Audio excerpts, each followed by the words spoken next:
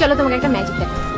আমার সাথে পাথর আছে, জল আছে, আমি এই পাথরের মধ্যে জল ফেলবো আর ম্যাজিক দেখ।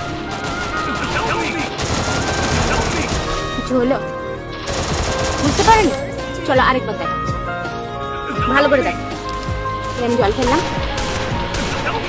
কিছু হলো? তাও বুঝতে পারছো না? চলো লাস্ট টাইম আরেকবার দেখো, ভালো করে দেখো এবার। দেখলে কিছু হলো? হলো। তোমার সময় নষ্ট হলো, আমার জল নষ্ট হলো। এক্স্যাক্টলি কিছু কিছু মানুষ আমাদের জীবনেও এরকম পাথরের মতন আসে, যাদের মনটা পাথরের মতন।